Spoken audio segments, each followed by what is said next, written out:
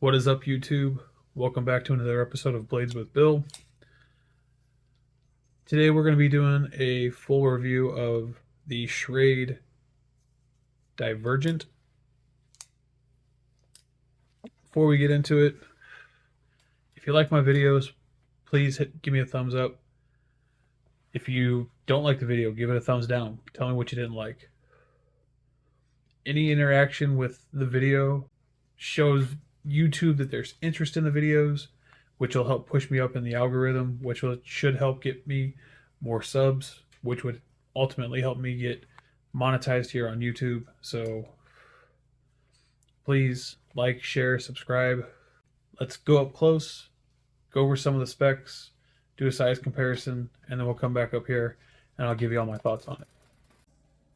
We have G10 handle scales over steel liners, a not extremely deep carry pocket clip. Looks like I'm missing a screw, I'm not, I'll explain. But it is a deep enough carry pocket clip. There's enough space to get in and out of your pockets easy. We do have a crossbar lock. And just barely over 3-inch AUS-8 blade. That is a harpoon shape with a hollow grind. You do have a lanyard hole. The pocket clip is reversible.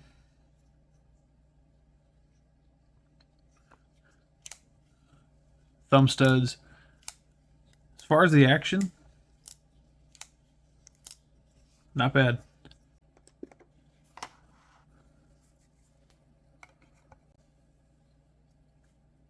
We have a total weight of 3.2 ounces. We have a handle thickness just under half an inch.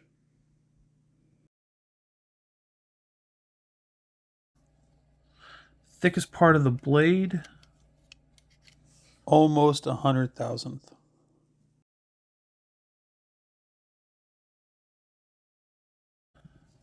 but again, it is a hollow grind, so behind the edge, we're getting... Behind the edge is 17 thousandths.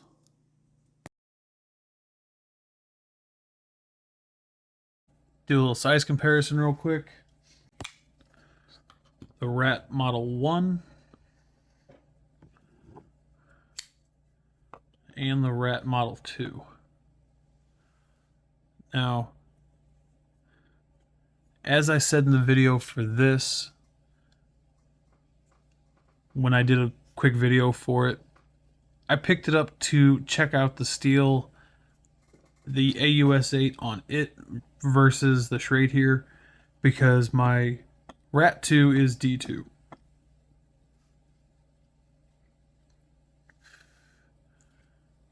So you can see the size.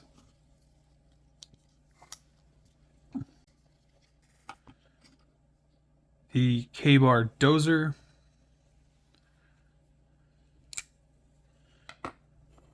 And the QSP Penguin. Now, I picked up the dozer, like I said, in its video for the unboxing, again, to try the steel against this. And I know a lot of people have picked this up as a budget knife. So I know that, they're fairly close in price. So, and you get the same steel, same kind of steel.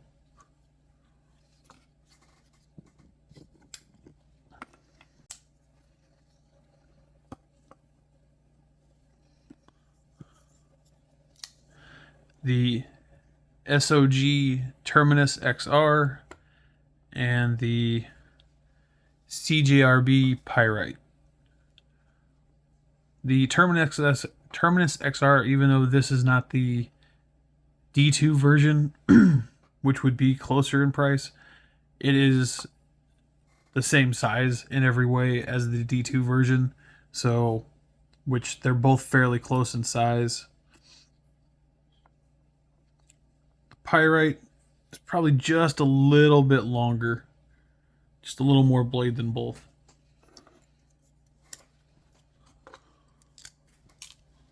Let's go back up top and I'll give you all my thoughts on it. All right, so give you all my thoughts on the Schrade Divergent. Like I said, when I did the unboxing video, I noticed that it said that it was designed in Columbia, Missouri. As a Missouri native, born and raised, 41 years now,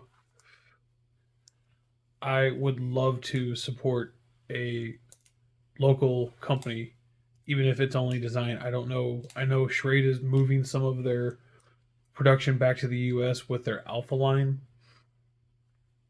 but I'm not sure how much or where it's going to be done or any of that kind of thing. It'd be great if it was done in Columbia, Missouri. If I find out they're done in Columbia, Missouri, I'll probably end up picking up one in a heartbeat, even though I'm not a huge fan of Tontos, because it's the only one that I know of they have right now is that S35 Tonto, and I'm not a huge fan of Tonto blades.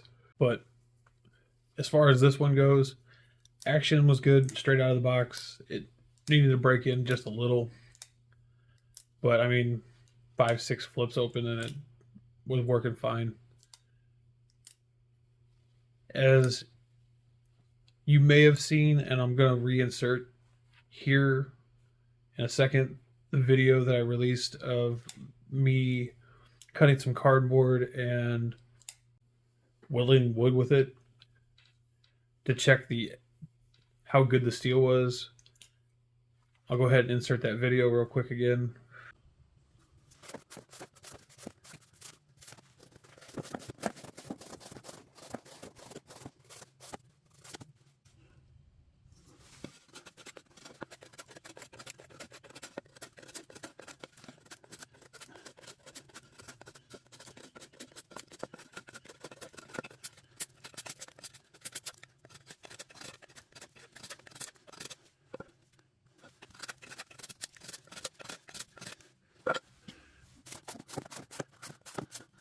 As far as the steel itself goes, I really can't tell any difference from this and the Ret 1 that I did the same with.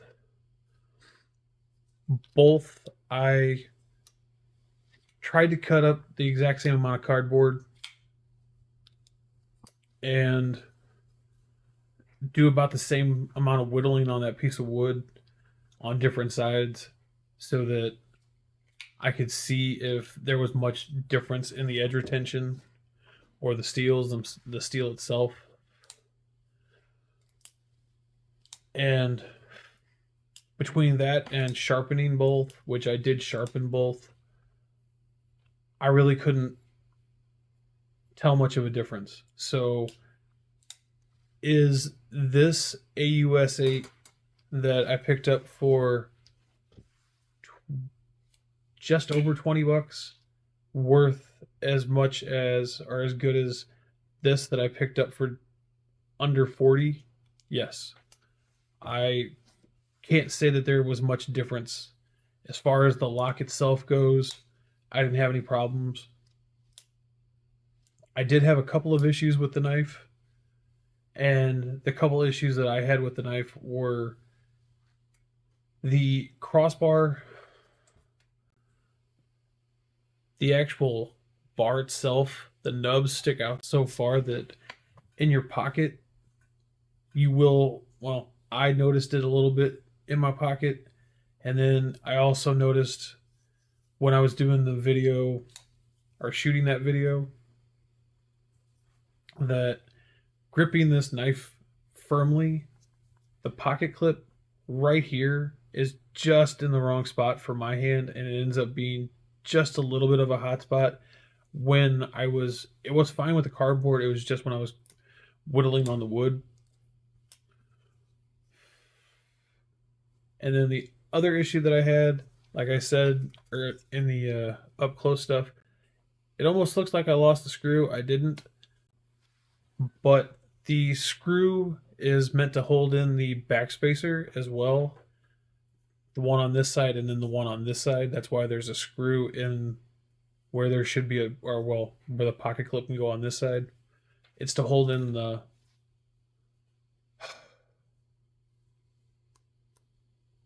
standoff. But I noticed when I was messing with the pocket clip a little bit, took it off, when I was putting it back on, the screw on the pocket clip slide is just barely too short to actually thread back into the standoff. So I ended up, and luckily they're flat screws or flat enough screws. I took and put that screw in first, and then as you can see, the screw is actually in there to make sure the standoff stayed in place. And then I just put the pocket clip back in with 2 screws. I tried to find a screw that was long enough. I didn't have any myself, so. And then the only other thing that I noticed that was a bit of an issue was the centering is not great. It doesn't touch. I haven't had any issues with it touching in any way or actually hitting the show side. So it's not a big enough issue to say that I wouldn't buy the knife. I haven't had the screw or the pivot screws back out at all. I did try and fix it myself, and it's better than it was, but it's not perfect. When I had it perfect, the pivot was so tight that there was no action left. So I did leave it a little bit loose to give it the ability to flick open like a crossbar lock should. Those were the only issues that I had. Would I still recommend the knife? If you're looking for a crossbar lock knife for a budget knife that you can use for like work or whatever, like I said, I whittled wood with it and a decent amount of wood with it. I still haven't sharpened it. I did strop it.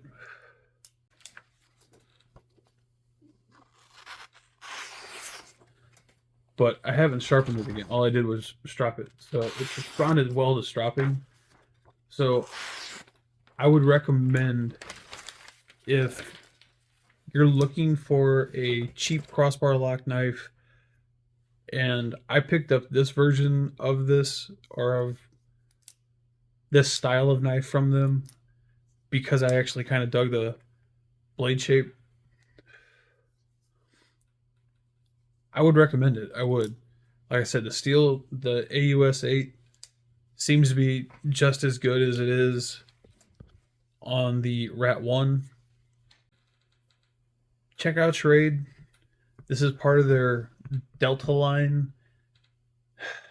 I think they have 3 lines now, which is the Delta, Beta, and Alpha. Alpha is the one I know for sure is made here in the US, or is going to start being made here in the US. And like I said, I'm not sure where in the US. I just know it's supposed to be in the US. So